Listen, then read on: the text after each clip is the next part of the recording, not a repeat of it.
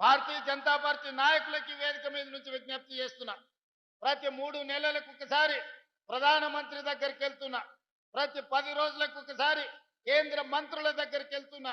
ఢిల్లీ నుంచి రావాల్సిన అనుమతులు, తేవాల్సిన నిధుల కోసం కేంద్ర ప్రభుత్వంలో ఉన్న పెద్దల్ని మేము ఎట్లయితే కలుస్తున్నామో రాష్ట్ర ప్రభుత్వానికి కాంగ్రెస్ పార్టీ మేమందరం బాధ్యత వహిస్తుండొచ్చు.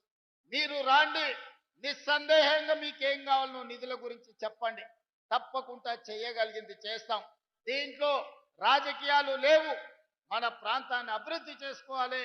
మన మీద విశ్వాసం ఉంచి మనకు ఓట్లేసిన ప్రజలకు మేలు జరగాలి అనంటే ఎమ్మెల్యేలు, ఎంపీలు ఆ ప్రాంతానికి సంబంధించిన సమస్యల్ని ప్రభుత్వం దృష్టికి తీసుకురావాలి. చాలా మంది అంటుంటారు నరేంద్ర మోడీ గారిని పదే పదే రేవంత్ రెడ్డి గారు కలుస్తుంటారని. నరేంద్ర మోడీ గారు నాకు బంధువేం కాదు. నరేంద్ర మోడీ గారితో నాకు చుట్టరికమేం లేదు.